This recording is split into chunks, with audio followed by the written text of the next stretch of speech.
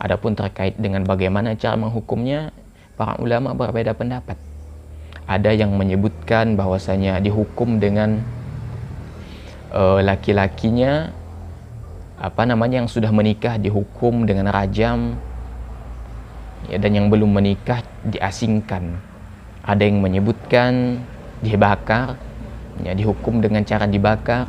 Kemudian ada yang menyebutkan, ya, dijatuhkan dari atas tempat yang tinggi ke bawah, kemudian dilempari dengan, ya, batu, sebagaimana yang Allah Azza wa Jalla lakukan terhadap kaumnya Nabi Lut. Ada yang menyebutkan, ya, dipotong lehernya. Kemudian ada yang menyebutkan dihancurkan kepalanya dan lain sebagainya, jamaah. Ya, jadi di sini para ulama berselisih pendapat. Akan tetapi berselisihnya para ulama dalam, ya, menyebutkan bagaimana hukuman untuk kaum lesbian dan homoseksual itu menunjukkan bahwasanya perbuatan ini bukanlah perbuatan main-main. Sehingga para ulama masing-masing menyampaikan pendapatnya dengan hukuman-hukuman yang sangat berat. Ya, yang Anda sampaikan tadi bukanlah perkara yang ringan. Hukuman yang Anda sampaikan bukanlah sesuatu yang ringan. Hukumnya adalah hukuman yang sangat berat, seperti dibakar, dibunuh, dijatuhkan dari tempat yang tinggi. Na'udzubillah min zalik, jamaah. Iya. Kemudian jamaah rahimakallah. Iya. Rasulullah sallallahu alaihi wasallam bersabda, "La yanzurullaha illa rajulin ata rajulan aw amra'ata fid duburi." Ya. Allah tidak mau melihat kepada laki-laki yang menyetubuhi laki-laki atau menyetubuhi wanita pada duburnya. Hadis riwayat Tirmidzi, Nasa'i dan lainnya. Hadis ini juga mencakup lesbi, ya. Jadi Allah Azza wa Jalla tidak akan melihat laki-laki pada hari kiamat yang menyetubuhi laki-laki, dan tidak akan melihat laki-laki yang menyetubuhi istrinya melalui duburnya. Iya. Makanya jamaah, ini bukanlah perkara yang main-main.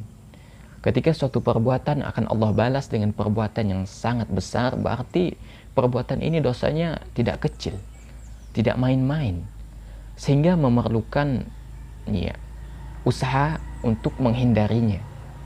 Karena di zaman sekarang ini jamaah, seseorang itu mudah sekali terjatuh di dalam perbuatan ini, yaitu homoseksual dan lesbi, dengan berbagai macam sebabnya.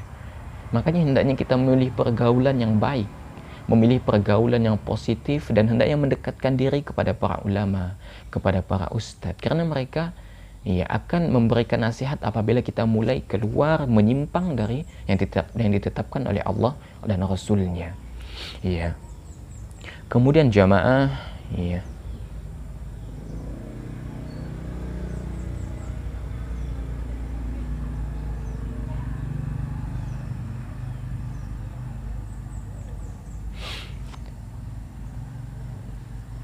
adapun Al-Imam Asy-Syaukani terkait dengan bagaimana cara menghukumi seorang homoseksual, ya, beliau memilih hukuman dibunuh dan melemahkan pendapat selain itu, ya. Terkait dengan perbedaan itu, ya, adapun penerapan hukuman ini, ya, dikembalikan kepada pelaku homoseksual itu. Dia diberikan kebebasan untuk memilih hukuman apa yang akan dia terima, ya. Sebagai hukuman apa? Sebagai peringatan kepada orang yang melakukan perbuatan yang serupa dengannya, ya. Jadi pelaku homoseksual ini dipersilahkan memilih hukuman yang dia kehendaki dari hukuman-hukuman yang ada. Seperti yang sudah Anda sampaikan tadi, ada hukuman bunuh, ya, ada hukuman rajam, ada hukuman dibakar seperti yang terjadi di zaman sahabat Nabi alaihi salatu wassalam, iya. Dia diberikan kebebasan untuk memilih, tapi ingat jamaah, yang menghukum mereka dengan hukuman seperti itu ada ulil amri. Masyarakat umum tidak berhak menghukum mereka dengan hukuman seperti membakar mereka, merajam mereka, ya. Yang menjalankan hukuman tersebut adalah ulil amri. Apalagi sekarang kita di Indonesia adalah negara hukum, ya. Misalnya seseorang ada berbuat, ya, melakukan perbuatan homoseksual, kemudian kita bunuh, iya, maka yang membunuhnya yang bakalan masuk penjara, jamaah. Maka terkait dengan bagaimana menghukum, ya, pelaku homoseksual, pelaku lesbi, ya, itu diserahkan kepada ulil amri, ya. Kemudian jamaah, bisakah kaum homoseksual, lesbi, dan yang semisalnya masuk surga? Bisakah mereka masuk surga jamaah? Iya. Masalah ini Ibnu Qayyim rahimahullah berkata, ana bacakan perkataan Ibnu Qayyim, jika pelaku homoseks bertaubat dengan sebenar-benarnya, taubat nasuha, dan beramal soleh, kemudian mengganti kejelekannya dengan kebaikan, membersihkan berbagai dosanya dengan berbagai ketaatan, ya, dan mendekatkan diri kepada Allah, ya, menjaga pandangan dan kemaluannya dari hal yang diharamkan dan tulus dalam amal ibadahnya, maka dosanya diampuni dan termasuk ahli syurga. Karena Allah mengampuni semua dosa apabila taubat saja bisa menghapus dosa syirik, kufur, membunuh para nabi, sihir, maka taubat pelaku homoseks juga bisa menghapus dosa-dosa mereka. Ya, jadi insya Allah bagi pelaku homoseks, ya, lesbi, insya Allah mereka masih bisa masuk surga, masih berpeluang. Dengan syarat mereka harus melakukan taubat nasuha. Ya. Kemudian jamaah, bagaimana penanggulangan homoseks dan penyembuhannya? Ya, jadi di sini ada beberapa tips. Yang pertama, menanamkan akidah sahihah pada semua anggota masyarakat, karena ia merupakan benteng yang aman dan pelindung dari ketergelinciran dan penyelewengan. Ya. Jadi termasuk salah satu, ya, penanggulangan preventif. Ya, preventif yang pertama menanamkan akidah sahihah, ditanamkan sejak dini, ditanamkan, ya, pemahaman yang benar bahwasanya homoseksual itu adalah perbuatan menyimpang dan hukuman yang diterima oleh pelakunya itu sangat berat jamaah. Ditanamkan, ya, itu penanggulangan preventif, ya, dilakukan sebelum terjadinya homoseksual dan lesbi. Kemudian yang kedua, memperbanyak halaqah atau pengajian atau kajian-kajian ilmu, majelis pengajian yang menghafal Al-Quran, khususnya pada anak-anak dan remaja, untuk memperhatikan pendidikan anak-anak dan mengisi waktu kosong mereka dengan hal yang bermanfaat bagi mereka dan tanah air mereka.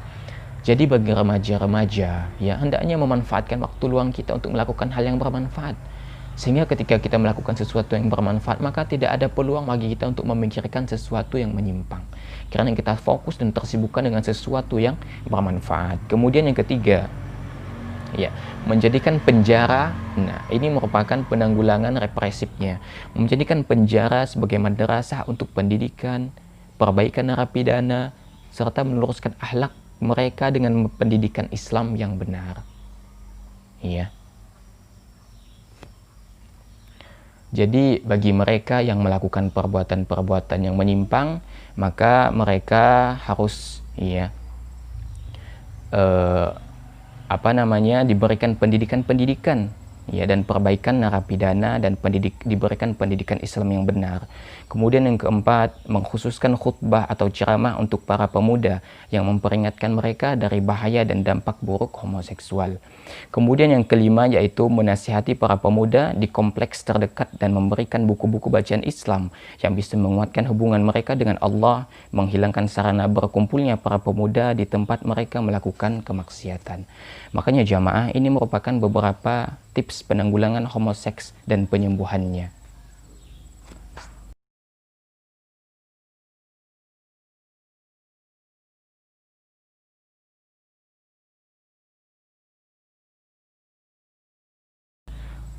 Baik jamaah, kita lanjutkan. Iya. Kemudian jamaah, di antara salah satu hal yang menyebabkan juga mengapa homoseks ini sangat dilarang, kita lihat bagaimana efeknya terhadap kesehatan. Para ahli menyebutkan 95% HIV AIDS itu, ya, yang mengidap penyakit ini adalah kaum homoseks. Bayangkan jamaah, 95%. Adapun penyakit lainnya seperti sifilis, kencing nanas juga disebabkan oleh homoseks ini. Iya. Dan juga jamaah, dari sisi psikologis ini juga akan menyebabkan seseorang cenderung akan lemah ketika berhadapan dengan laki-laki. Ya, karena mereka memerlukan laki-laki. Dan juga memiliki kecenderungan untuk membenci wanita karena mereka tidak membutuhkan wanita dan membutuhkan laki-laki. Makanya jamaah, Islam di sini sangat selektif di dalam menanggulangi masalah ini, terutama dalam berbagai macam kemaksiatan, salah satunya masalah homoseksual ini. Maka setiap muslim hendaknya berhati-hati ya ketika berhadapan dengan masalah homoseksual ini. Karena ini bukan perkara main-main jamaah, baik itu dari segi dampak sisi kesehatan, dampak dari sisi psikologis, dampak dari hukuman-hukuman syariat yang akan ditetapkan terhadap pelakunya, dan apa yang akan dia terima pada hari kiamat nanti.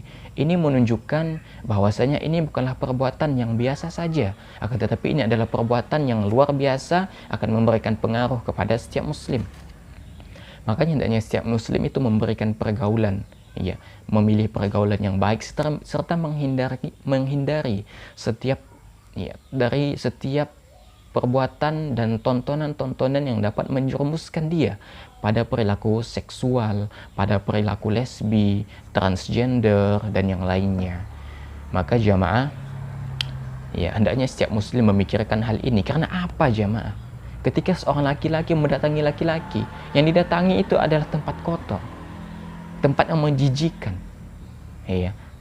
serta membuang sumber kehidupan pada tempat yang tidak seharusnya. Maka ketika fitrah manusia mulai menyimpang, mulai menyukai laki-laki, wanita menyukai wanita, maka saat ini dia sudah mulai menyimpang. Dan ketika sudah mulai menyimpang seperti ini, hendaknya meninggalkan segala sarana yang mendekatkan kita kepada homoseksual dan lesbi, dan hendaknya kita dekati Allah, kita dekati ajaran Islam, pelajari agama Islam, dan bermohon kepada Allah dan berdoa sekuat tenaga. Hendaknya senantiasa berdoa semoga Allah Azza wa Jal menerima taubatnya, kemudian menjauhkan dirinya dari setiap perkara-perkara yang dapat menjerumuskan dia pada homoseksual dan lesbi. Tentunya setiap muslim harus berusaha, tidak hanya dengan doa, tapi dengan usaha yang menjauhkan diri dari setiap perkara yang dapat menjerumuskan dia pada perkara ini. Karena homoseksual, lesbi, dan yang semisalnya itu merupakan salah satu di antara larangan-larangan yang terabaikan, yang banyak dilakukan oleh bukan hanya muslim, banyak dari yang agama lain juga ada, bukan hanya muslim, sangat banyak jamaah.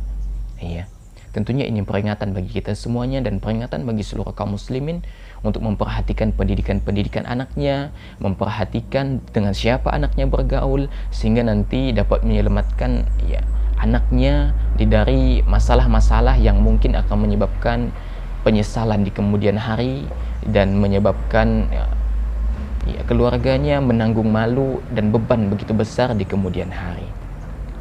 Kemudian jamaah, hendaknya kita bermohon kepada Allah agar Allah menghindarkan kita dari perbuatan-perbuatan yang seperti ini, karena hanya Allah lah yang dapat menghindarkan kita, menjauhkan kita dari perbuatan ini, tentu dengan ikhtiar-ikhtiar dari kita semuanya.